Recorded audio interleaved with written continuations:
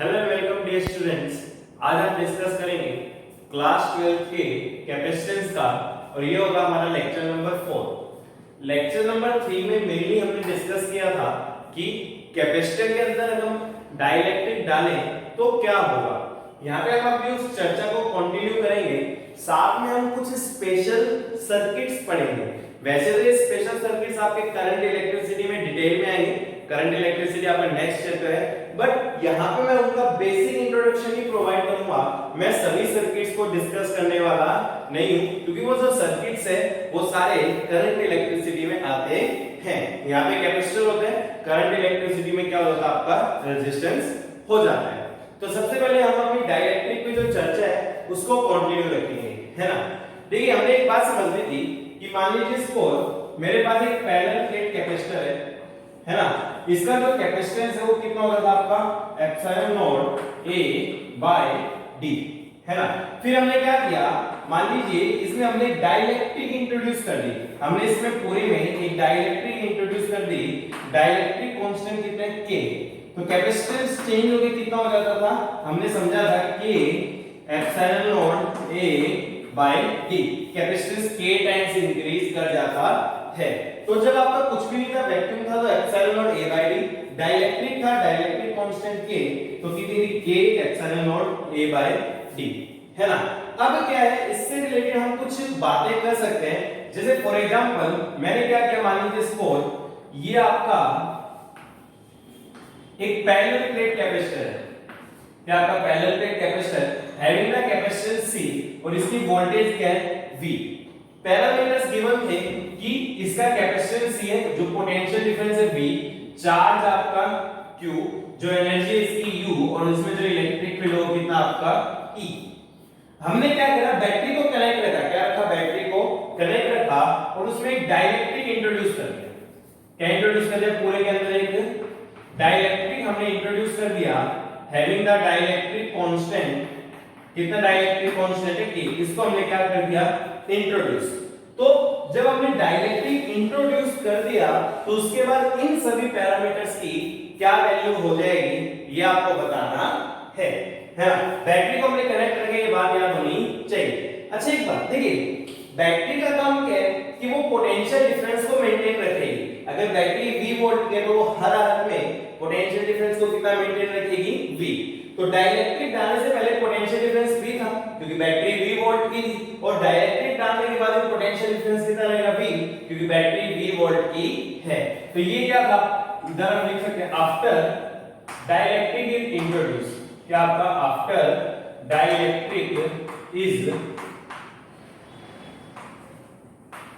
Introduce, तो जो potential है वो कितना रहेगा आपका सेम, क्योंकि बैटरी आपकी कनेक्टेड रहेगी, ठीक है। अब देखिए कैपेसिटेंस हमने देखा क्या, पहले epsilon naught A by D, अब K टाइम्स हो जाएगा, तो हम क्या लिख सकते हैं, कैपेसिटेंस कितना हो जाएगा आपका K टाइम्स, यानी कि K इनटू C, ठीक है। हम Q की बात करते हैं, देखिए Q का फॉर्मूला हम सभी जानते हैं, Q बराबर C, ये कांस्टेंट रहा, V क्या रहा आपका कांस्टेंट, और कैपेसिटेंस K टाइम्स इंक्रीज करके तो चार्ज भी K टाइम्स इंक्रीज कर जाएगा, मींस ये कितना हो जाएगा K। अच्छा एनर्जी की बात कर लेते हैं, एनर्जी का भी फॉर्मूला जानते हैं, हाफ C V स्क्वायर, है ना। अब आपका V तो कांस्टेंट था, but C K times increase हो गया, तो एनर्जी भी कितने टाइम्स इंक्रीज हो जाएगी, K टाइम्स, ये कितनी हो जाएगी आपकी K इनटू U, कितनी हो जाएगी आपकी K इनटू U, ठीक है। इलेक्ट्रिक फील्ड, देखिए इलेक्ट्रिक फील्ड का एक फॉर्मूला हम जानते हैं, V बाय D, क्या होता है आपका V बाय D। अब आपका V सेम रहा, D भी सेम रहा, तो इलेक्ट्रिक फील्ड क्या रहेगा सेम, ये भी कितना आ जाएगा आपका E। तो ये आपके सारे पैरामीटर्स हो गए जब हमने डाइलेक्ट्रिक इंट्रोड्यूस किया। ये केस 1 है जब बैटरी रिमेन्स कनेक्टेड, क्या आपका बैटरी रिमेन्स कनेक्टेड, है ना। अब ऑब्वियसली आप गेस कर सकते हो सेकंड केस क्या होगा, सेकंड केस में हम क्या करेंगे, बैटरी को रिमूव कर देंगे, आइसोलेटेड कैपेसिटर हो जाएगा, क्या हो जाएगा आपका आइसोलेटेड कैपेसिटर, है ना। चलिए डियर स्टूडेंट्स, वीडियो को पॉज कीजिए एंड नोट दिस डाउन, उसके बाद हम बी केस डिस्कस कर लेते हैं, उसमें भी हमें ये सारे पैरामीटर्स डिस्कस करने हैं। आइए देखते हैं।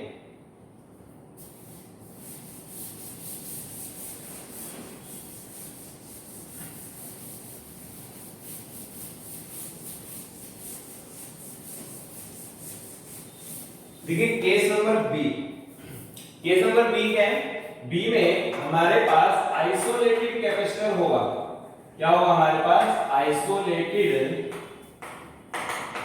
कैपेसिटर, है ना। जैसे मान लीजिए सपोज ये कैपेसिटर था आइसोलेटेड, कहीं से कुछ भी कनेक्टेड नहीं है, इस समय वो पैरामीटर सब गिवन है, capacitance C, V, Q, U and E। After dielectric introduce, क्या आपका आफ्टर डाइलेक्ट्रिक इज इंट्रोड्यूस्ड, है ना। देखिए ये आपका है, इसमें हमने डाइलेक्ट्रिक इंट्रोड्यूस किया, आइसोलेटेड है, बैटरी कनेक्टेड नहीं है, हमने इसके अंदर डाइलेक्ट्रिक इंट्रोड्यूस किया। डाइलेक्ट्रिक कांस्टेंट कितना उसका, K। तो देखिए इसका चार्ज कहीं पे जा सकते हैं क्या, नहीं डियर स्टूडेंट्स, पॉसिबल नहीं है, क्योंकि यहां से भी ओपन है और यहां से भी क्या है, ओपन, इसका चार्ज कहीं नहीं जा सकता। तो आइसोलेटेड कैपेसिटर की खास बात ये कि उसका चार्ज क्या रहेगा, सेम। पहले चार्ज कितना था Q, बाद में चार्ज कितना होगा आपका Q। अच्छा कैपेसिटेंस की बात कर लेते हैं, वही बात है, पहले आपका कैपेसिटेंस कितना रहा होगा, एप्सिलॉन नॉट A/D, जब डाइलेक्ट्रिक डाल दी तो कितना हो जाएगा, K एप्सिलॉन नॉट A/D। तो कैपेसिटेंस कितने टाइम से इंक्रीज कर गया, K टाइम, तो ये कितना हो गया आपका KC। अच्छा वोल्टेज की बात करते हैं, तो देखिए फॉर्मूला क्या है, Q बराबर CV, तो V को क्या लिख सकता हूं मैं, Q/C, ठीक है। ये Q तो क्या रहा आपका, कांस्टेंट रहा, बट C K टाइम्स हो गया, कितने टाइम्स हो गया, K टाइम्स, तो डिनोमिनेटर K टाइम्स हो गया ना, यानी कि जो वोल्टेज है वो 1/K टाइम्स हो जाएगी, क्या हो जाएगी, 1/K टाइम्स, मतलब कि V/K। अच्छा एनर्जी की बात कर लेते हैं, तो एनर्जी का एक फॉर्मूला हम जानते हैं, Q²/2C। एक ही बात है, आप सेम स्क्वायर इस्तेमाल कर सकते हो, सेम रिजल्ट आएगा। अब Q तो क्या रहा सेम, ये चीज क्या रही आपकी same, but capacitance K times increase कर गया, तो ये कितनी हो जाएगी आपकी U/K। अच्छा इलेक्ट्रिक फील्ड का फॉर्मूला क्या है डियर स्टूडेंट्स, V/D, क्या आपका V/D, ये D तो सेम है, V कितना हो गया 1/K टाइम्स, तो इलेक्ट्रिक फील्ड भी कितना हो जाएगा आपका 1/K टाइम्स। तो दीज आर द पैरामीटर्स जब हमने डाइलेक्ट्रिक इंट्रोड्यूस किया किसमें, एक आइसोलेटेड कैपेसिटर में। तो आप इस प्रकार के सवालों को बड़ी आसानी से कर सकते हो, उसमें आपको करने में कोई समस्या नहीं होनी चाहिए, है ना। चलिए स्टूडेंट्स वीडियो को पॉज कीजिए, note this down, I am going to take the next illustration here. क्या है वो सवाल समझते हैं।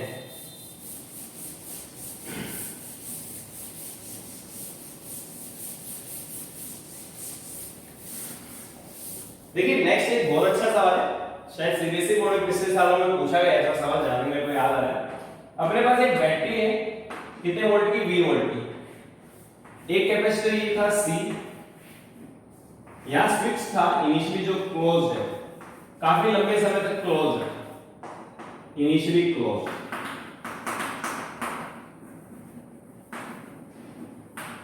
इस समय इस पूरी सिस्टम की जो एनर्जी है, electrostatic energy, that is U initial, क्या मान लिया हमने, U इनिशियल, ठीक है। फिर हमने स्विच को ओपन रखा, क्या रखा, स्विच को ओपन, और दोनों में डाइलेक्ट्रिक इंट्रोड्यूस कर दिया। स्विच को ओपन रखा, है ना, और दोनों में क्या इंट्रोड्यूस कर दिया हमने, डाइलेक्ट्रिक। यहां पे हमने डाइलेक्ट्रिक डाल दिया K, यहां पे हमने डाइलेक्ट्रिक डाल दिया K, तो इसकी जो एनर्जी होगी वो होगी आपकी U फाइनल।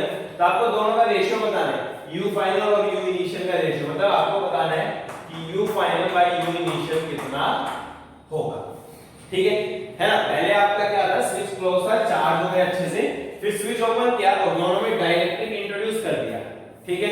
आइए समझते हैं, सबसे पहले इनिशियल एनर्जी निकालते हैं।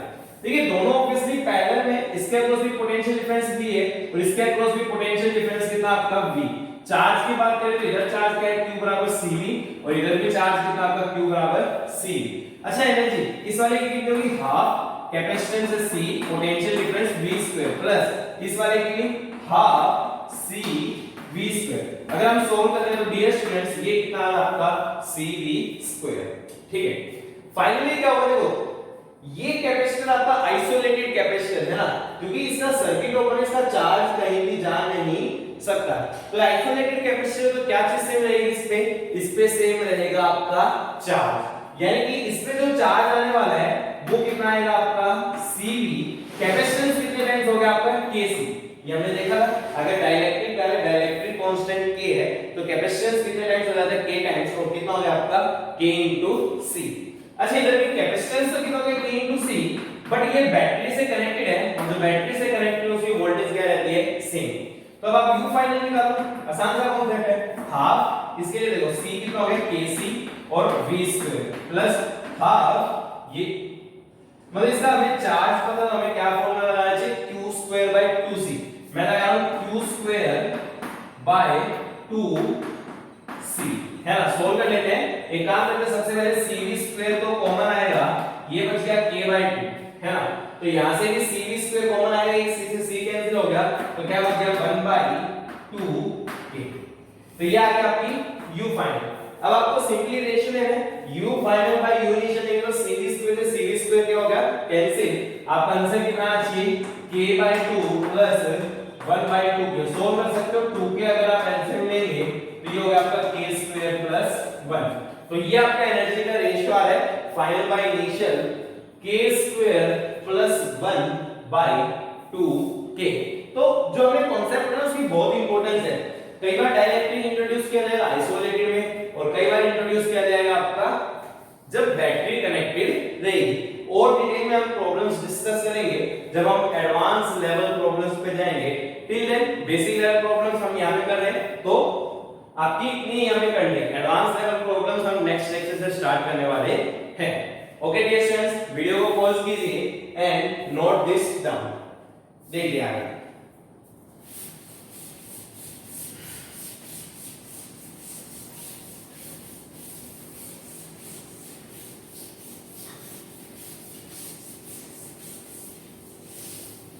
अब यहाँ पे मैं एक छोटी सी टर्म डिस्कस कर रहा हूँ है ना। हो सकता है कई बार पूछ ले बोर्ड एग्जामिनेशन में, that is the electrical susceptibility. क्या आपकी इलेक्ट्रिकल ससेप्टिबिलिटी। कोई बहुत ज्यादा हमें इसका सिग्निफिकेंस डिस्कस नहीं करना है, कोई बहुत ज्यादा इस पे सवाल भी नहीं होने वाले। छोटी सी टर्म है, समझ लेते हैं क्या है, हो सकता है कई बार काम आ जाए। इलेक्ट्रिकल ससेप्टिबिलिटी है ना। देखिए क्या टर्म आपकी, मान लीजिए आपके पास एक पैरेलल प्लेट कैपेसिटर था। क्या था आपके पास एक पैरेलल प्लेट कैपेसिटर, यहाँ पे सिग्मा था और यहाँ पे क्या था माइनस सिग्मा। हमने इसमें एक डाइलेक्ट्रिक डाली, क्या इंट्रोड्यूस किया डाइलेक्ट्रिक। तो हम जानते हैं डाइलेक्ट्रिक इंट्रोड्यूस करने के बाद यहाँ पे आता है सिग्मा आई और इधर क्या आता है आपका माइनस सिग्मा आई। सॉरी ये सिग्मा ये माइनस सिग्मा, डाइलेक्ट्रिक का इधर सिग्मा है और इधर कितना आता है आपका माइनस सिग्मा। और हम फॉर्मूला जानते हैं कि जो नेट इलेक्ट्रिक फील्ड है वो कितना होता था E naught minus E induce. और हम डाइलेक्ट्रिक कांस्टेंट को कैसे डिफाइन करते थे E नॉट बाय E है ना।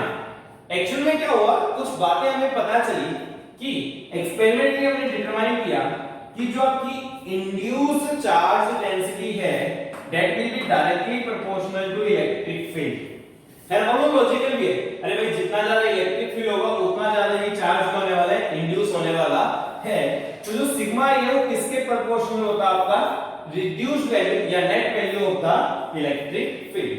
ठीक है, अब क्या किया, मैं दोनों तरफ के डायमेंशन सेम करना चाह रहा हूं, इसलिए मैंने क्या किया, मैंने इधर एप्सिलॉन नॉट से मल्टीप्लाई कर दिया क्योंकि मेरा टारगेट क्या है दोनों तरफ के डायमेंशन मेरे को सेम करने हैं। डायमेंशन सेम हो गया ना। अरे यार हम फॉर्मूला जानते हैं ना इलेक्ट्रिक फील्ड का, क्या होता है सिग्मा बाय एप्सिलॉन नॉट। तो एप्सिलॉन नॉट को इधर ले जाओ तो एप्सिलॉन नॉट E और सिग्मा के डायमेंशन क्या होते हैं आपके सेम। अच्छा जैसे मैं प्रोपोर्शनली के डालूंगा there will be some constant and that constant इसको बोलते हैं काई, CHI। क्या बोलते हैं काई, and it is known as the electrical susceptibility denoted by काई। ठीक है, तो ये आपकी इंड्यूस चार्ज डेंसिटी का फॉर्मूला आ गया। चलिए मैं इस रिलेशन को आगे बढ़ाता हूं तो क्या होगा E बराबर E naught minus E induced को क्या लिखते हैं हम sigma induced by epsilon naught. इसका मतलब क्या हो गया E बराबर E naught minus sigma induced by epsilon naught. Dear students ये कितना आ जाएगा काई इनटू E, इसको इधर ले जाओ तो E common 1 plus chi is equal to E naught. इसको नीचे ले जाओ तो 1 प्लस काई किसके बराबर आ गया आपका E नॉट बाय E, यानी कि 1 प्लस काई किसके बराबर आ गया E नॉट बाय E को हम क्या लिख सकते हैं K है ना। तो this relation is very very important, 1 plus chi is equal to K। Actually में क्या हुआ, पहले एम्स एग्जाम होता था है ना, तो नीट में कंबाइन हो गया। एम्स में एक एक दो बार क्या हुआ कि उन्होंने काई की वैल्यू दे दी। हमें कैपेसिटर का सवाल सॉल्व करने के लिए डाइलेक्ट्रिक कांस्टेंट चाहिए था, उन्होंने काई की वैल्यू दे दी और बच्चों को पता ही नहीं काई होता क्या है ना, इलेक्ट्रिकल ससेप्टिबिलिटी पता ही नहीं। तो कई बार क्या होता है कि इलेक्ट्रिकल ससेप्टिबिलिटी की वैल्यू दे दी जाती है, तो वहां से आप डाइलेक्ट्रिक कांस्टेंट निकाल सकते हो 1 प्लस काई किसके बराबर होता है आपका k, that is the dielectric constant. तो जो काई उसका सिग्निफिकेंस है ये आपको इंफॉर्मेशन देगी regarding the induced charge density, किसकी regarding the induced charge density, है ना। चलिए डियर स्टूडेंट्स इतना ही आपको याद रखना है, इस टॉपिक में और कुछ खास आपके सामने नहीं होगा। अपनी वीडियो को पॉज कीजिए and note this down. We are going to discuss the next topic here. कौन सा है देखते हैं टॉपिक।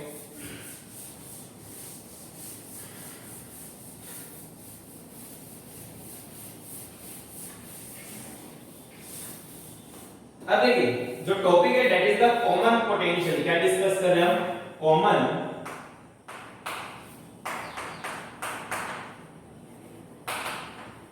पोटेंशियल।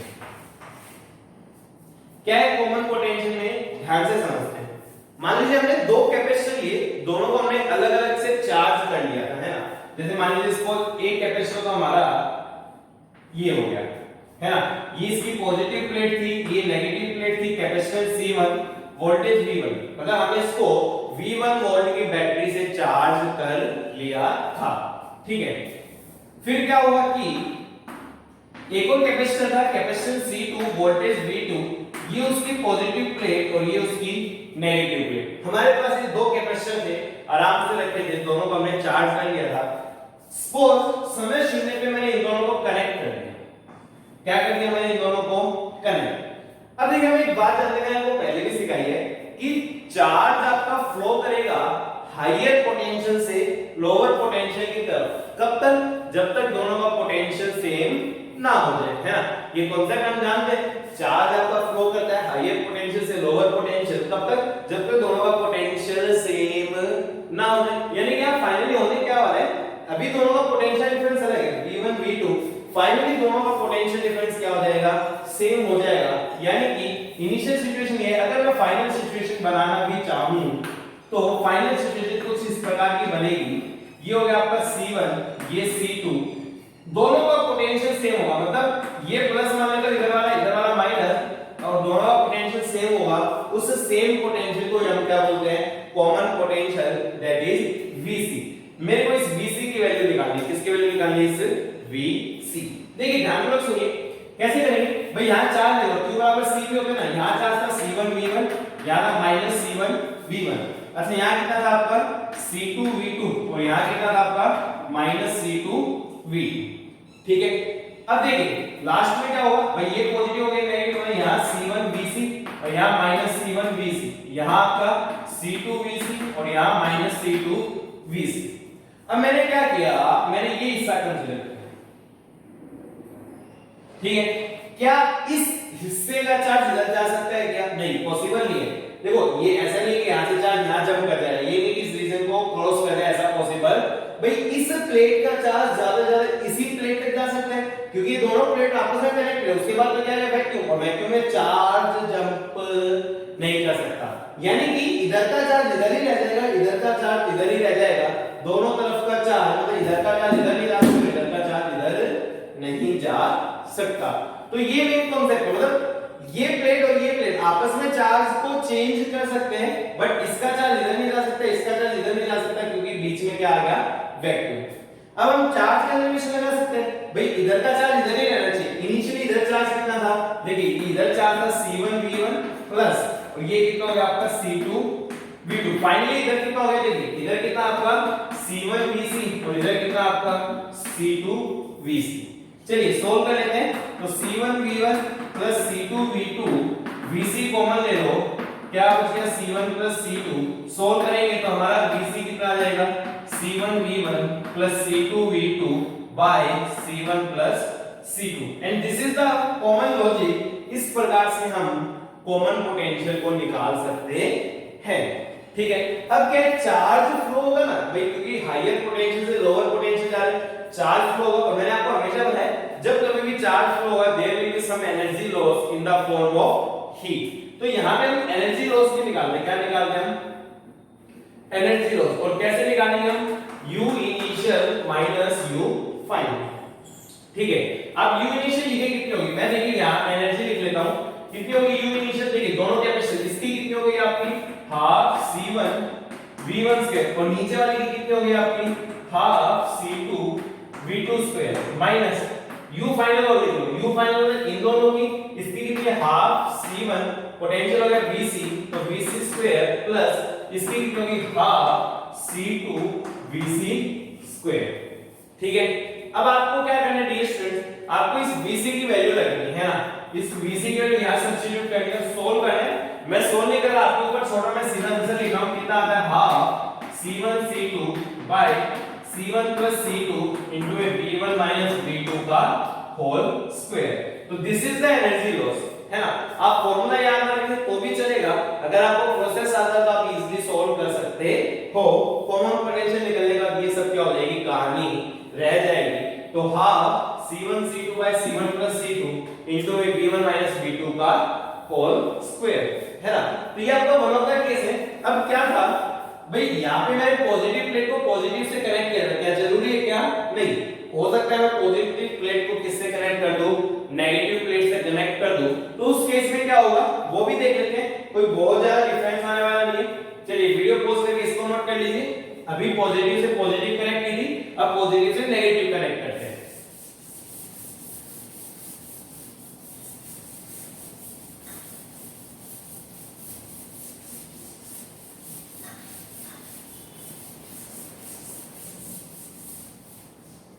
देखिए, अब पॉजिटिव से नेगेटिव को कनेक्ट कर लो, कोई खास फर्क उसमें पड़ने वाला नहीं है। ये था आपका C1 V1 minus C1 V1, मैंने इसको कनेक्ट किससे कर दिया? ये थी माइनस C2 V2, और ये क्या था आपका? C2 V2। ठीक है, फाइनली तो होना वही कॉमन पोटेंशियल VC आएगा। तो मैंने क्या मान लिया कि सपोज ये आ गया आपका C1 VC minus C1 VC, ये आ गया C2 VC माइनस C2, मैंने इधर वाला पॉजिटिव आ गया, नेगेटिव, डिफरेंस कितना हो गया?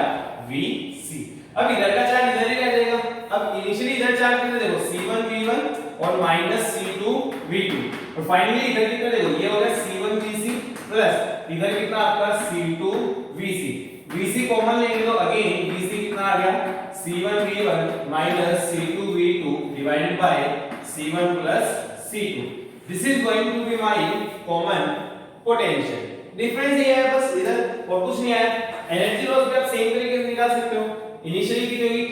Half C1 V1 square half C2 V2 square, यहाँ पे हाफ C1 VC स्क्वायर और half C2 VC square. Solve करने का मैं बता देता हूँ क्या आंसर आएगा। Similarly half C1 C2 C1 plus C2 V1 plus V2 का whole square. This will be the energy loss. एक बार आपने कॉमन पोटेंशियल निकाला, उसके बाद एनर्जी लॉस निकालना is very very very easy, है ना। चलिए इसको भी नोट कर लीजिए। मैं यहाँ पे एक सिंपल इलस्ट्रेशन दे रहा हूं ताकि आपको पूरा प्रोसेस क्लियर हो जाए।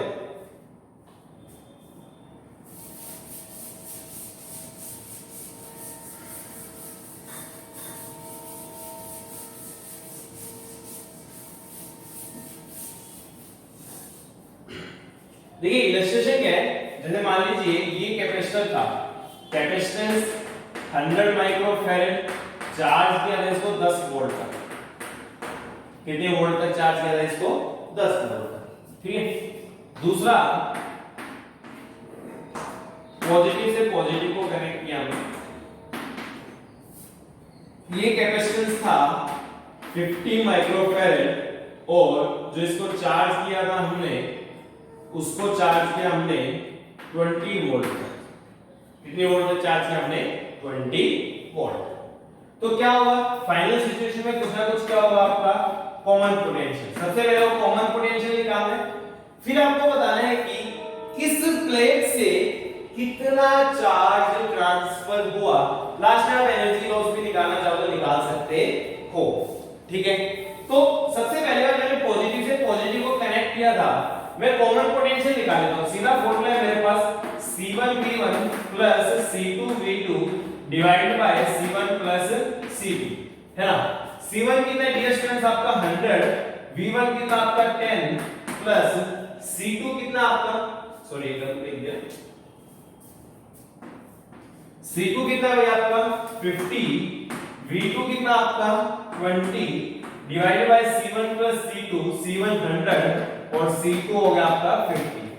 देखिए ये कितना हो गया 1000 plus 1000 divided by 150 that is equal to 2000 by 150, ये कैंसिल 5 पे करेंगे तो ये 40/3 वोल्ट, कितना आएगा 40/3 वोल्ट। ठीक है, चार्ज करो, इधर कितना आएगा C1 V1 दोनों की मल्टीप्लाई करो तो कितना आ जाएगा 1000, पर ये किसमें आएगा माइक्रो कूलम में, किसमें आएगा, क्योंकि ये माइक्रो फैराड में ना Q बराबर CV, ये माइक्रो फैराड में, तो ये किसमें आएगा माइक्रो कूलम। सिमिलरली कितना आ जाएगा -1000 माइक्रो कूलम। ठीक है, ये कितना आएगा C2 V2 करेंगे तो ये भी 1000 माइक्रो कूलम और ये कितना आएगा -1000 माइक्रो कूलम। बाद में देखो भाई ये कैपेसिटेंस कितना था 100 माइक्रो फैराड और कॉमन पोटेंशियल कितना है 40/3, तो Q बराबर CV, C ये हो गया, V ये हो गया, दोनों को मल्टीप्लाई करो, ये आ जाएगा 4000/3, कितना आ जाएगा आपका 4000/3 माइक्रो कूलम, तो इधर आ जाएगा -4000/3 माइक्रो कूलम। अच्छा इधर देखो इसका कैपेसिटेंस कितना है 50 और ये Q बराबर CV, C 50 और ये 40/3 यानी कि 2000/3 माइक्रो कूलम और ये -2000/3 माइक्रो कूलम। ठीक है, अब देखो कहां से कितना करते हो, इनिशियली यहां पे कितना था 1000 माइक्रो कूलम था पर फाइनली ज्यादा हो रहा है तो इसको चार्ज ट्रांसफर करना पड़ेगा, कितना फाइनल में से इनिशियल घटा दो, फाइनल कितना 4000/3, इनिशियल कितना था आपका 1000, सोल्व करेंगे तो कितना आ गया 1000/3 माइक्रो कूलम। मतलब इतना चार्ज मेरे को ट्रांसफर करना पड़ेगा नीचे वाली प्लेट से ऊपर वाली प्लेट, या अपने आप हो जाएगा कितना 1000/3 माइक्रो कूलम। अब चार्ज का पाथ क्लोज होना चाहिए, इधर गए तो इधर नीचे भी कितना आएगा आपका 1000/3 माइक्रो कूलम।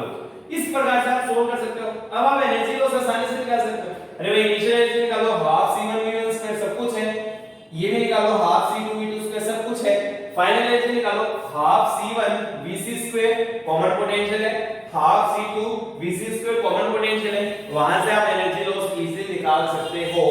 सिंपली करना है इनिशियल एनर्जी में से फाइनल एनर्जी को क्या कर दो सब्ट्रैक्ट कर दो, है ना। विद दिस हम कॉमन पोटेंशियल में अभी इतना ही पढ़ रहे हैं, बाकी problems we are going to discuss in the advance level lectures. चलिए डियर स्टूडेंट्स वीडियो को पॉज कीजिए एंड नोट दिस डाउन।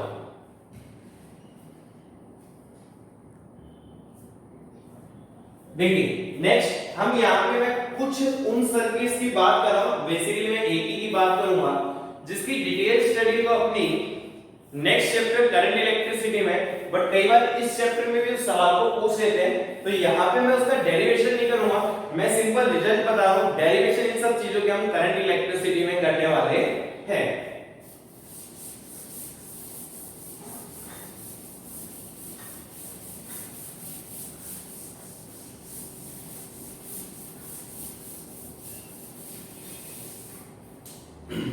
चलिए हम पढ़ेंगे रिगार्डिंग द व्हीटस्टोन ब्रिज। क्या पढ़ेंगे हम? Wheatstone bridge, and basically we are going to discuss the balanced Wheatstone bridge, है ना। मैं बैलेंस और अनबैलेंस का मतलब आपको बता दूंगा। देखिए ये अरेंजमेंट जो मैं बना रहा हूं, this arrangement is known as the Wheatstone bridge. It is the combination of 5 capacitor. Actually में तो इसने रेजिस्टेंस के लिए बनाया था, पर वहां से हम एनालॉजी ले लेते हैं, डेरिवेशन रेजिस्टेंस में ही करेंगे। Dear students, this arrangement is known as the Wheatstone bridge. ये कैपेसिटेंस मान लीजिए C1, ये मान लीजिए C2, ये मान लीजिए C3, ये C4 और ये C5 और ये वोल्टेज क्या होगी V। अब इसका कैपेसिटेंस इक्विवेलेंट कैपेसिटेंस निकालना थोड़ा मुश्किल हो जाता है। दो कंडीशन होती है, अगर ये बैलेंस्ड हो, क्या हो ये बैलेंस्ड, है ना। व्हीटस्टोन ब्रिज बैलेंस्ड भी हो सकता है अनबैलेंस्ड भी। अगर ये बैलेंस्ड हो तो बैलेंस्ड की कंडीशन क्या है? बैलेंस्ड होने के लिए C1/C2 किसके बराबर होना चाहिए? C3/C4। मतलब इस कैपेसिटर और इस कैपेसिटेंस का रेशियो इधर के रेशियो के बराबर होना चाहिए। और बैलेंस है तो आप C5 को हटा सकते हो उसका कोई काम नहीं होगा, क्योंकि उस पे चार्ज नहीं आएगा, उसका पोटेंशियल डिफरेंस कितना रहेगा, जीरो। तो बैलेंस के लिए ये कंडीशन सेटिस्फाई करना जरूरी है, और अगर ये कंडीशन सेटिस्फाई होगी तो आप C5 को हटा सकते हो।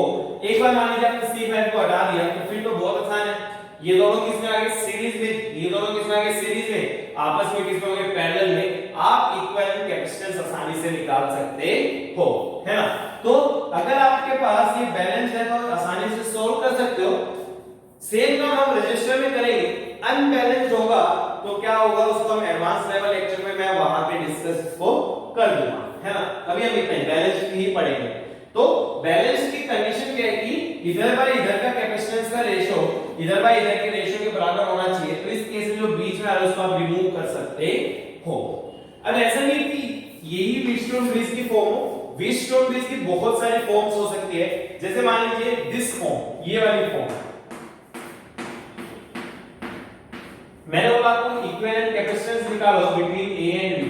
जनरली आप मान के चलिए जहां कहीं आपको 5 कैपेसिटर दिख गए, 99.9% केसेस में वहां पे क्या बनेगा आपका व्हीटस्टोन ब्रिज।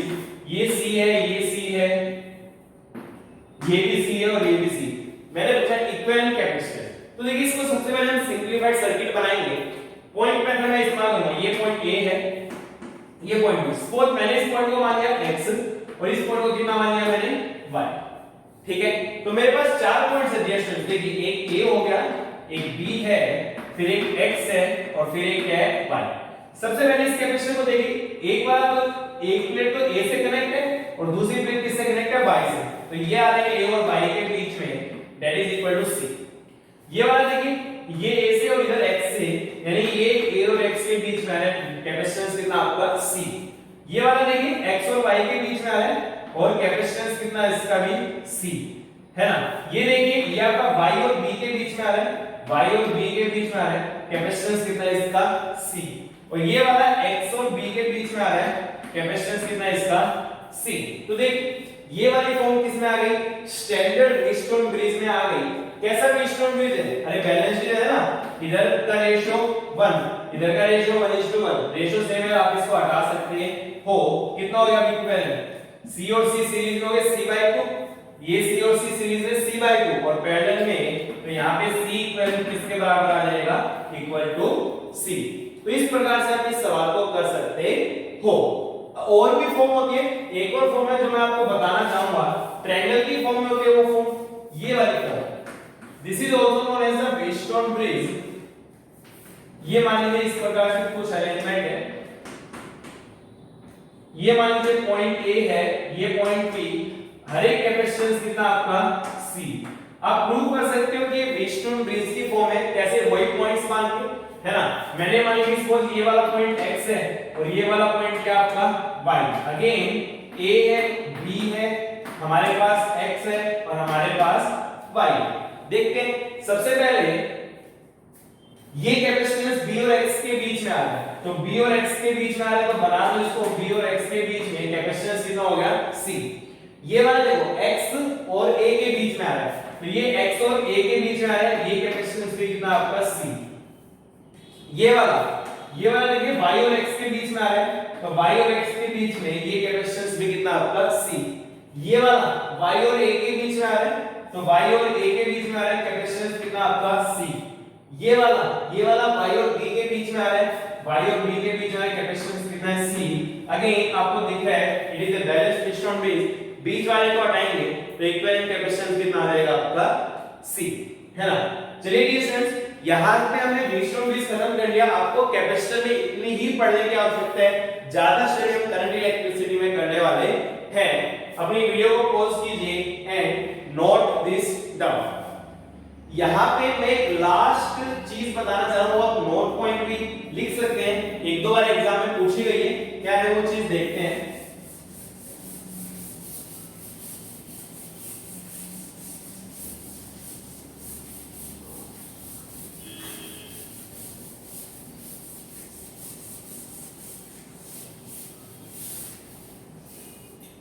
देखिए मान लीजिए सपोज ये प्लेट है ना, पैरेलल प्लेट कैपेसिटर है हमारे पास, ये Q1 है, ये Q2 है, मेरे को पोटेंशियल डिफरेंस चाहिए। क्या चाहिए मेरे को? Potential difference. तो देखिए ध्यानपूर्वक सुना डियर स्टूडेंट्स,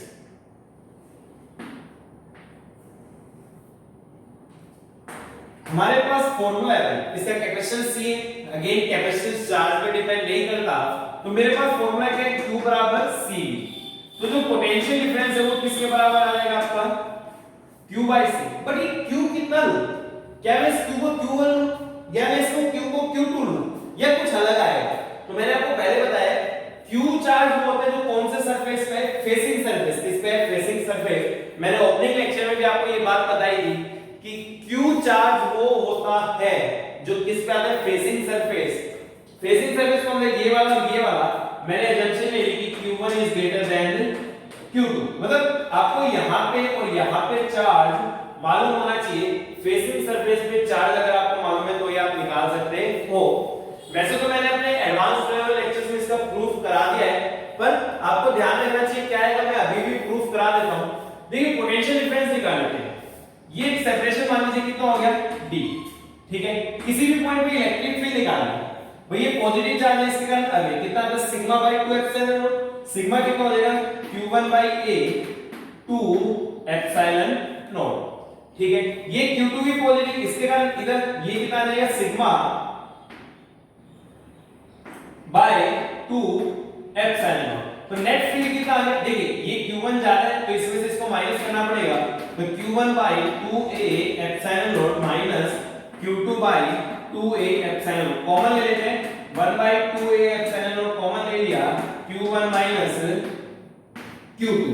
तो ये क्या आ गया? Electric field. अच्छा पोटेंशियल डिफरेंस का फार्मूला क्या है? Electric field into D, E into D formula है ना। तो E इनटू D करेंगे तो कितना आ जाएगा? 1 by 2a epsilon naught Q1 minus Q2 into D। अब ये देखिए epsilon naught A by D, ये तो क्या बन गया? कैपेसिटेंस। तो मैं क्या लिख सकता हूं? Q1 minus Q2 by 2। अरे ये तो बचा है Q1 माइनस Q2 बाय 2 और epsilon naught A by D, ये क्या हो गया आपका? कैपेसिटेंस। अब आप कंपेयर कर लो, V बराबर Q बाय C, मतलब यहां पे जो चार्ज है वो कितना लिखेंगे हम? Q1 माइनस Q2 बाय 2, ठीक है। तो यानी कि इस अंदर वाले सरफेस पे इधर चार्ज कितना आएगा? Q1 minus Q2 by 2। एक पे पॉजिटिव वाला तो दूसरे अंदर वाले पे क्या आएगा? नेगेटिव। इधर कितना आएगा? Q2 minus Q1 bye 2। अब देखिए टोटल Q1 था, उसमें से इतना इधर आ गया, तो इधर कितना बचेगा? माइनस करके निकालेंगे तो कितना आएगा? Q1 प्लस Q2 बाय 2 और इधर भी कितना आएगा? Q1 plus Q2 by 2। तो जो ये चार्ज होते हैं फेसिंग सरफेस पे है और अलग-अलग चार्ज है Q1 Q2, तो ये कितना आ रहा आपका? Q1 minus Q2 by 2। इस प्रकार से आप निकाल सकते हो, उसमें आपको कोई समस्या नहीं होनी चाहिए, है ना। With this we are going to finish this lecture. यहाँ पे हमारे बेसिक लेवल लेक्चर्स खत्म होते हैं। नेक्स्ट लेक्चर हमारा एडवांस लेवल लेक्चर्स होगा, dedicated only for JEE and NEET examination. Till then अपने घरों में रहिए, पढ़ते रहिए, stay home, stay safe in pandemic of कोविड-19। Thank you dear students.